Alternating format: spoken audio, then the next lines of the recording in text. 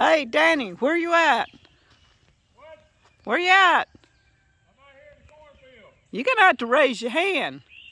You got what? Raise your hand. Over here. Wow. Give me just a minute. Look at that.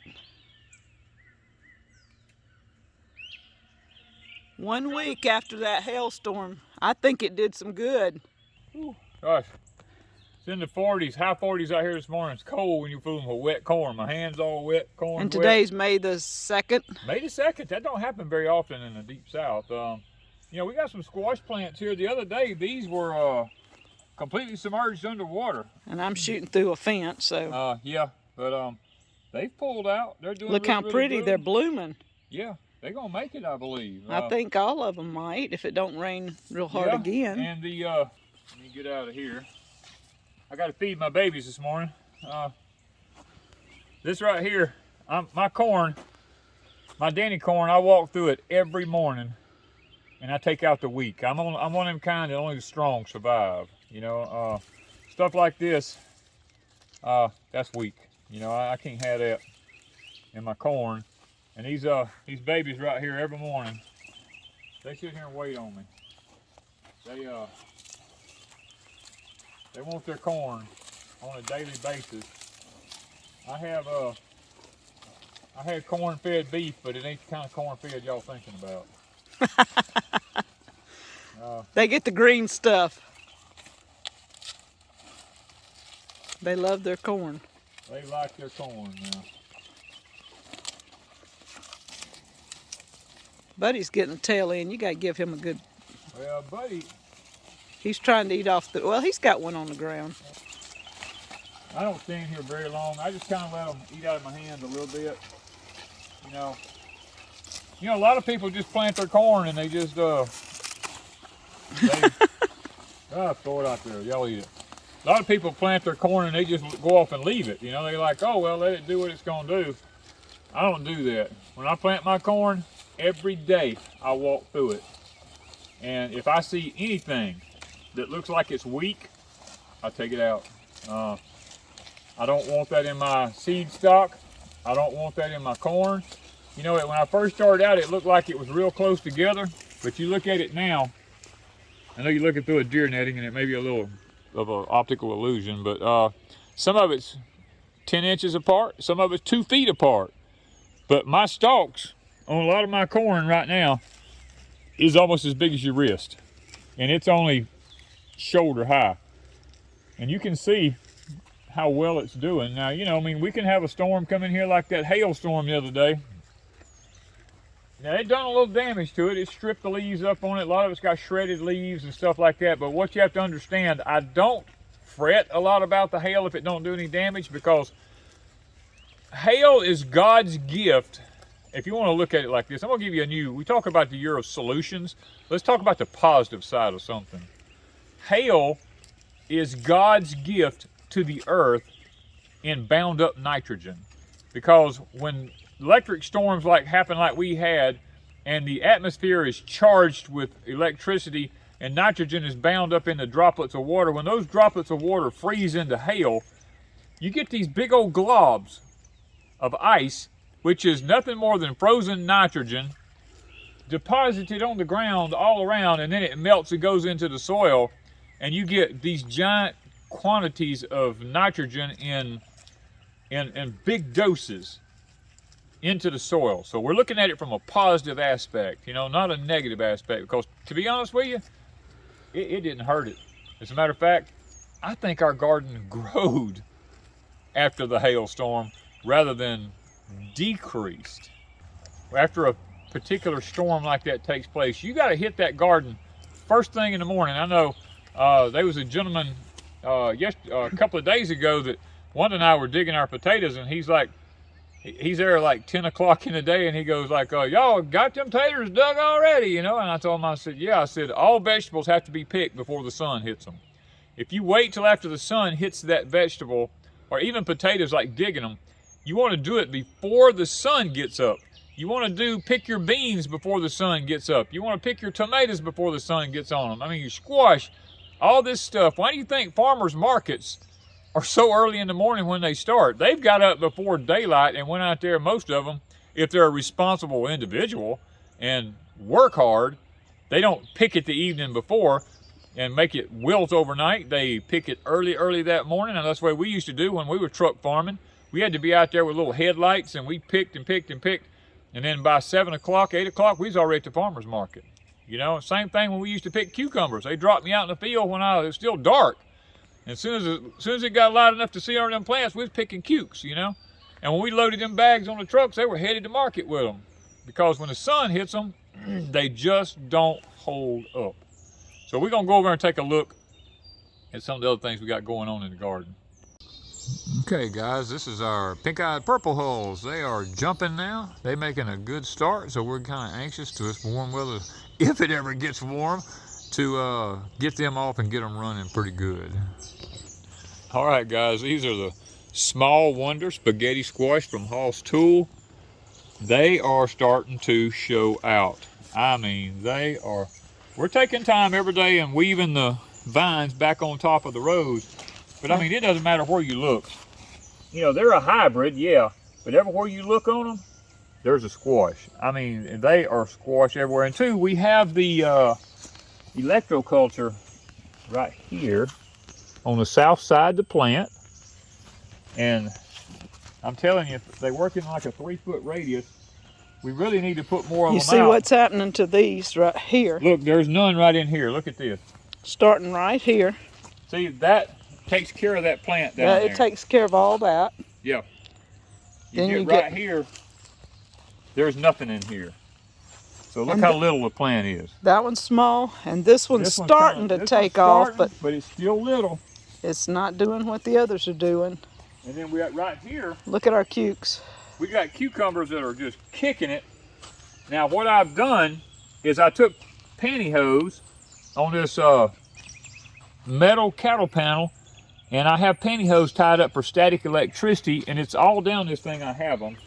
And look at all these cukes. They're taking off. Plus I did an electroculture right here on the south side of this plant. So we've got the static electricity, we've got the copper in the ground creating the magnetic currents there, and then we have these which are right beside this, and if this takes care of a 3-foot circle, this plant's within that 3-foot circle. Look at this. We got squashes growing all over it. This plant's just taking off. But look at this one. Look at the one right here next to it. How it is. It's not doing good. I mean, it's growing, but it's not. These are growing, but not nothing like that one's growing. This one's doing okay. This one's doing okay, but it's not really, you know, pushing it. And then you come on up here, and here's another little bitty one right here. Off by itself. Off by itself out here. And then we come on up here. We have another one here that's really kicking here now. This one's doing good, and right here we have the electroculture going on. So, you know, I mean, you gotta, and right here I have another one right here. See this one? I have another electroculture going on right here. Got 2 of them. And you can tell a difference. And look at the size of, I mean, that one's done gotten pretty good size in there. So, but then you get beyond that, and look at this. Look at this one. There's no electroculture down here. You're way out of the range of the field of it.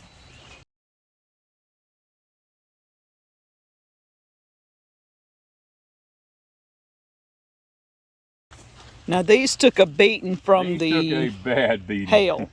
The hail broke a lot of the leaves off, but look how big. Look at that. We got our electroculture on the south side of the squash, and look at the squashes in there. Now some of these were already there. 4 of them were already on there, but now there's 1, 2, 3, 4, 5, 6, 7, 8, 9. I see 9 possible candidates for. But you can see where and look at the new coming out. Yep. A bunch in there. Now, this one doesn't have the electroculture. Well, it's within the 3-foot circle. But it still hadn't got there. But the hail beat it up so bad it hammered it. Yeah, and that was right at the time we put it. Yeah. But the leaves aren't near what that one is. Not near what that one is. It is actually at the roots of. And look at the next one. Now this one, I don't know. Did we put? Yeah, I put it right here. This right here. It's in between the two. It's in between the two right here. And then you put one on the next one. Then I put one on the next one. So we got two of them right here. And look at these now. I want you to look at this right here. No electroculture. This okra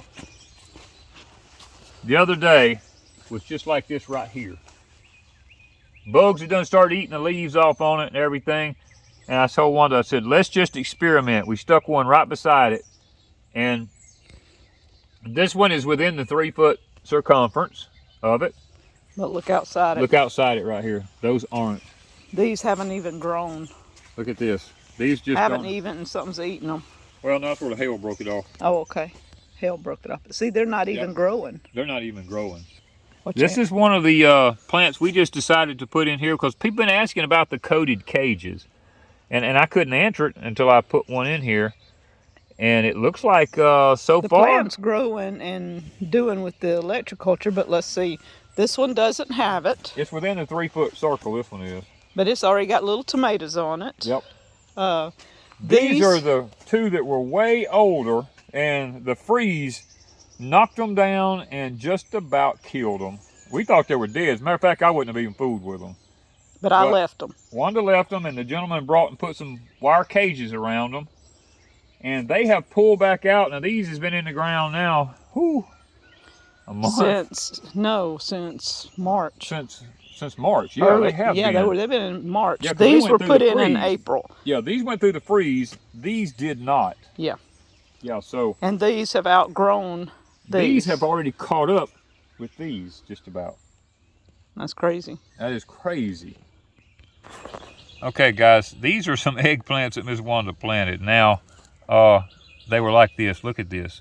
You know, it looks bug riddled. It doesn't look very good. You know, the colds took its toll on it. Here's one here. I'm guessing this is an eggplant. Yes. I don't know what varieties it is, but it looks really spindly. Now, right beside it down here is one we put the electroculture wire by, and this one has... The bugs were eating it. They were eating it just like this one down here. It looked like this size. Like this, what, a week ago? Yeah, a little over a week ago. This one has done nothing. Look at this one. It's done pulled out. Now we can take the little leaves off the bottom of it. And it's growing. I mean, it's got its big leaves. It's doing what it's supposed to. Yeah. As opposed to the others. Yeah, so that, to me, this right here is proof that it's working. Okay, we have a celebrity tomato here, guys. We have the electroculture going on up under it there on the south side. Now, I've got to get out here and paint some of the leaves off that's next to the ground to keep disease off, but I'm really haven't done it because I really want to see if the electroculture really helps that much with disease on these things. Before I go to that, to that realm, I want to just try it and see. And it's blooming. It's got tomatoes. Oh, it's got lots of The color is beautiful. The camera may not show the difference in the color, but this one is way darker green than this one right here is. This one is a lighter green than that one, and I know the camera may not do it justice, but... And this one has its blooms. It has some tomatoes. It's got tomatoes and it's got blooms, yeah. And they both get same fertilizer and stuff. Oh, everything gets treated identical. But yet, this one, as opposed to that one, is a little bit lighter. That one has more green. It's not as thick as that one over there is. So we're going to just see. We're going to keep monitoring. If that one outgrows this one. Yeah, because they were planted both the same time. And we're just going to keep watching them to see how they're doing over a period of time. Now let's look at the peppers. Now this is this a shishito? Yeah. This is a shishito pepper. We had one of these yesterday. We actually ate one yesterday. Yes, we did. It was really good. It's doing okay, but the leaves are a little kind of palish yellow looking. This one is, was this a banana? Yes, it's got banana peppers. Yeah, okay, it's got the banana peppers on it down here. I see them here now. Okay, it has the electroculture on it. And it is starting to get some good peppers on it now, if y'all can see them there. The shishito has some smaller ones under it in there. Yeah. It's starting to pepper up. This one is peppering up really good. Yeah, now this one is probably, I'm going to say 6 inches taller than the other one is. Doing just a little bit better. And this one is I think this is the bale. It went in a bale. Let's look and see. You planted them, I didn't. Yeah, this is a red bale. Okay, and it's not as tall, but it is, and it doesn't have peppers yet. Yes, it has small ones in there. They're up in there. This one is blooming. It's blooming. Really, really good. It's got some dark green leaves on it. Now the bells are always behind everything else. Yeah, and normally we don't get pepper here until July. I'm just going to be honest. It's usually July, and we've got peppers on, and we just planted these plants in March. God. Yeah, we planted these in March. They went through the freeze. Yeah, these went through the hard freeze. You had a bucket over them. Yes. So I planted really, really early, took a chance, and all 3 peppers are making it. Yeah, they're all doing. Yeah, I've always, put the wire cages around my peppers and my tomatoes, and that's just simply because when I do it, I like to be able to have something. If it's going to get cold, I can wrap them up with plastic. I can protect them. That's one of my reasons. And plus, peppers love to hold hands, which means they like for the branches to get intertwined. Well, we don't put ours close enough together to do that. What I do is put a tomato cage around them, and then the leaves can grow up and they can hold hands with the wire cage here. And we don't go to town very often, guys. Ms. Wanda didn't have very many pieces of pantyhose because she doesn't use them anymore. And we took some old ones she had and put them on the cucumbers.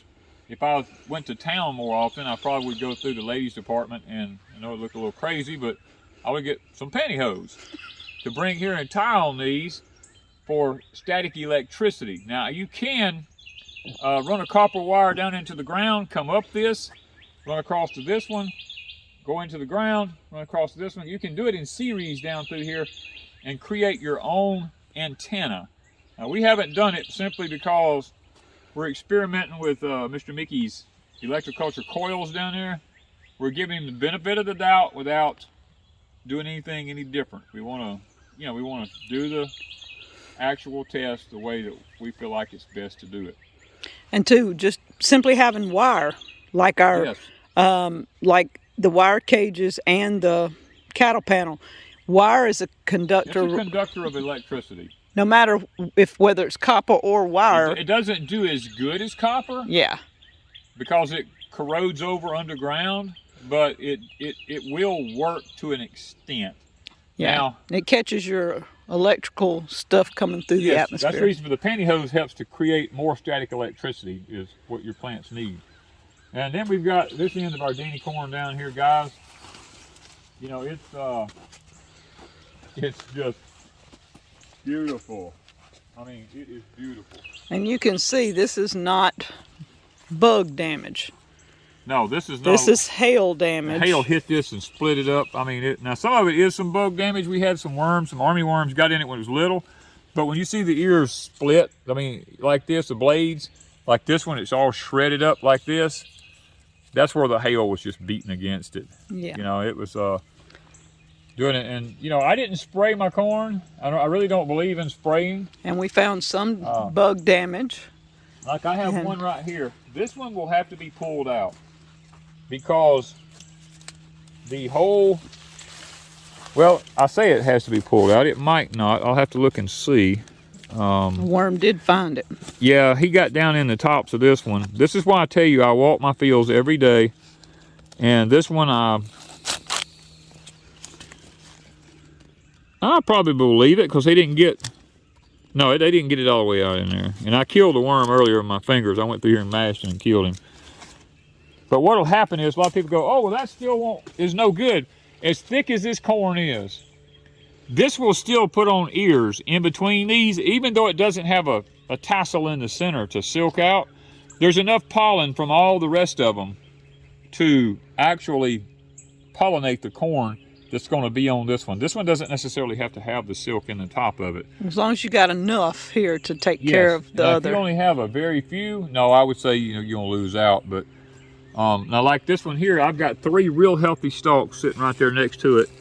And here, this is old sign. This is not new sign. This is all old. You can see where they've eat down in there. But what I do is I walk along my corn when it's a lot smaller, and I just mash it like this. And that way, when the worm's in there, it just mashes him. Now, I walk through this field every day doing this type of stuff. Rather than coming through here, people say, well, how do you get rid of the worms? I don't spray no chemicals. Don't believe in it. But if you were to spray, you would have to use if what? I were to spray, I would either use spinosad or I would use BT would probably be my first. Bacillus thuringiensis would be my thing to go to. But I planted the corn extra thick, and I knew this was probably going to happen because it happens all the time. You kind of have to anticipate stuff, and when you plant extra thick, then you can come along like this right here. I got 3 stalks that are way too close together. 4 stalks, actually, if you had to. 4. I can take this one and I can, let's look at the root structure already. This thing is already, look at the brace roots on that already starting to form. Yeah. That is what you're looking for. See? Right in here. Yeah. Now they will eventually come out at this node. They're like sugar cane. You feel it right there. Yeah, there's a node there. There's a node popping out right here. There's going to be another one right here. There's bumps in that thing. These will eventually put, these kind of roots will come out right here and go to the ground, right here and go to the ground. You'll see roots come up these things this high, going down, bracing it to the ground. So, doesn't mean the wind might not get it before, but that's the one that had the bug damage that we're just going to take out. This one had a lot of bug damage in the top of it. And then leave the other 3 healthy ones. Leave the other 3 that's a lot healthier. That's why a lot of people just plant and walk away. Not me. I just walk through and check.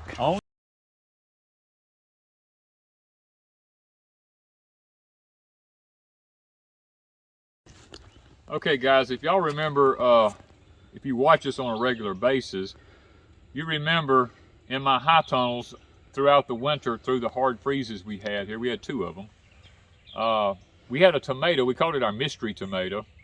That thing, I have no clue what it is. I know it's from celebrities because that's the only thing we had planted. We had some hybrid celebrities, so it's something from them. That thing made tomatoes in January, February, March. It just kept making tomatoes. Even though we had it covered and it froze and everything, it just kept Cadillacing. Well, I saved the seeds from that tomato, and I have them right now. But when the plant got up to where it was, I don't know, it was like 8 or 10 feet tall, it started, it just had run its course. And it was starting to put out new shoots on it. I started breaking those new shoots off, sticking them in the dirt, soil in my high tunnel. Well, they all took off and started growing. Well, I told Wanda, I said, you know what? Let's take them out of the high tunnel and let's bring them over here to Pecan Grove. And let's see if they'll make it. Now, one of them wasn't doing really good at all. It was just almost dead in the high tunnel. It didn't have but like 2 roots on it. And the rest of them were starting to put on some good roots. I told her, I said, look, we'll just take a chance. We don't even know what kind of tomato it is, so let's just do it. We brought them over here, and this was the very first electroculture that I did. Now, I came over here, and I put one here. I put one here. I put one here, and I put one here. Now, I took an electric fence rod, and I wrapped number 12 gauge copper wire around it, clockwise, up to the top, made a little antenna sticking up here. It is in the ground. And it's in the ground below the bottom of the roots on the plant. And guys, this one was already doing okay. It has really now started to grow some and do good. This is the one that only had like 2 roots on it. It's still struggling. Look. It's got a tomato. It's got a tomato. I can't believe it. And it has no plant hardly, but it's got a tomato, you know. It's working at it. This one is finally starting to take off and grow a little bit. It's blooming everywhere. I mean, it's blooming and it's so little. But it's green and it's healthy looking. Look at the dark greenness of it. And then look at this one. Now this one, it's got a nice little tomato on it. And it's green and healthy. And the leaves are actually laying on the ground. Normally I don't permit this because of disease, but this has been laying there now since we planted it. And plus the hail and everything else. Yeah, with and the all dirt of it. blowing all up on it. I don't usually do that, but it didn't have any leaves on it. But look at now that the electroculture is kicking in, look at the size of the leaf coming out there. Plus how green. Oh, it's really dark green. I think between the hail and the electrical storm and the electroculture and everything, what do you think? Everything's greening up. Everything's greening up really, really good. Can't complain. That's one thing about it. I gotta say we're blessed that the hail didn't damage anything any worse than it did. Because I talked to one of the neighbors here, because we're not at Pecan Grove, and they told me that the ground was white with big chunks, and they called it quarter size hail and bigger.